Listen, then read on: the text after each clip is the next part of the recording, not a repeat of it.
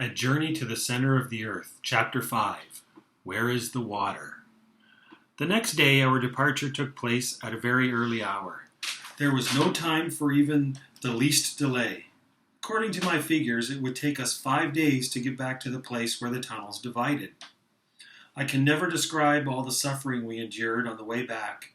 My uncle accepted the suffering in silence, finally convinced that he had made a great error by choosing the eastern tunnel. Hans, that strong man, accepted all that came his way with quiet strength.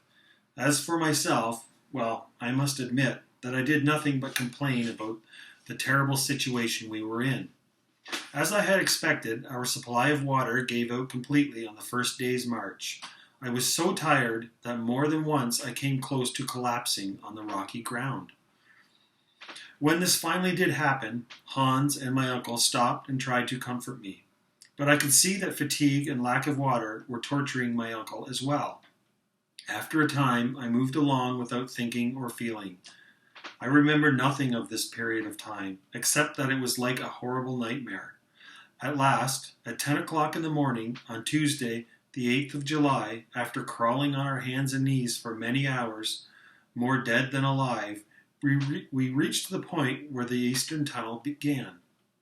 I lay like a dog on the hard, dry lava, unable to rise. Deep groans and sighs passed from my lips, then I fell into a faint. Soon I felt my uncle lift me tenderly in his arms. Through the fog that had enveloped my mind, I heard him tearfully say, "Poor boy." I tried to speak, but I could not. I squeezed his trembling hand to show him that I was all right. He reached to the ground and brought up his drinking gourd, then put it to my lips. "Drink, my poor boy, drink," he said. Had I heard right? Was my uncle mad? Yet before I could ask myself those questions a second time, a mouthful of water cooled my parched lips and throat. "One mouthful of water, the very last," my uncle said. "I've saved it at the bottom of my bottle for you.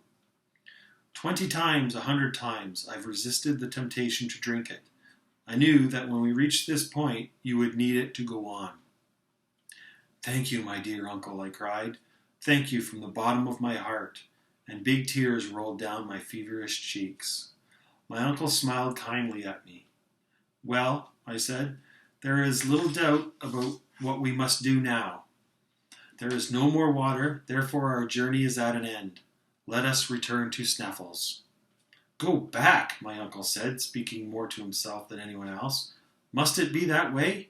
"Yes," I cried. "Go back, and now. We haven't a moment to lose." "So, my dear Harry," the professor said after a moment's silence, "those few drops of water have not brought back your energy or your courage." I couldn't believe what I was hearing. "Aren't you discouraged, sir?" I asked. "What?" he bellowed. "Give up just when we are on the verge of success? Never, never shall it be said that Professor Hardwick gave up." "Then we must make up our minds to die," I said quietly. "No," my uncle answered. Go back and take Hans with you. I will go on alone." "You ask us to leave you?" "Leave me, I say. I will complete this journey, or I will never return to the surface of the earth. Now go." I couldn't believe what my uncle was saying. I went to Hans, who sat quietly watching the scene between my uncle and myself. I caught his hand in mine, but he never moved a muscle. I pointed the way up, the way to the summit of Mount Sneffels. The Icelander gently shook his head and pointed to my uncle. "Master," he said quietly. "The master is a madman," I cried. "We must drag him with us. Do you hear me?" Although I tugged furiously at his arm, Hans did not move an inch. Then my uncle spoke quietly yet firmly, enough to get my instant attention.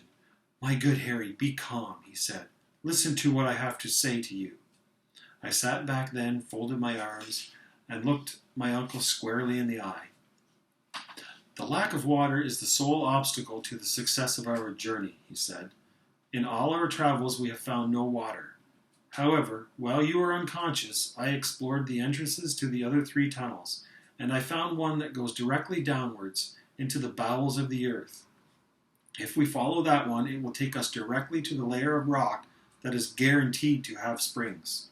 We shall have all the water we need in a few hours." I said nothing. "One more day, that is all I ask," he added. "If we find no water within that time, I will give up this journey and we will all return to the surface."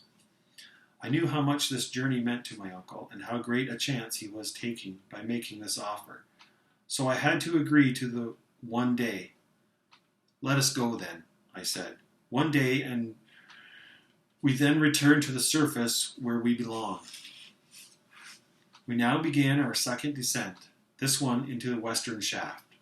The tunnel we entered and traveled along was a fissure in the earth, probably caused when the hot earth began to cool at the beginning of its life. For a geologist, this was a paradise of rock specimens never before seen by man.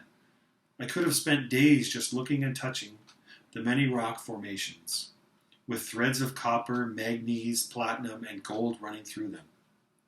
It was now 8 o'clock, and we still had not found any water. The sufferings I endured were horrible, but my ears were alert to catch the sound of a spring. I listened and listened, but never did I hear a drop. Suddenly, I felt a deadly faint come over me. My legs refused to support me any longer. My eyes could not see. I gave one despairing cry and began to fall forward. "Help! Help! I'm dying!" I cried. Just before my eyes closed, I saw my uncle standing over me, his face tortured with pain and sorrow. "All is over," he said quietly. When I opened my eyes again, I saw my uncle and Hans lying near me, wrapped in their sleeping rugs. Were they asleep or dead? I could not think of sleeping. All I could think of was the miles and miles of the earth's crust above me, weighing on me like some giant cloak, crushing me in my granite bed. I lay there for hours. The silence was like a tomb. Suddenly, a movement caught my eye. Hans was moving away from our camp with a lamp in his hand. "Hans is leaving us," I cried. "Hans, Hans, if you are a man, come back." Then I realized that those words were spoken only to myself. I was immediately ashamed of my suspicions. Hans was going down deeper into the tunnel, not up. He must be searching for the water that would save us. Had he, in the silence of the earth, heard the sound of a spring? End of chapter 5.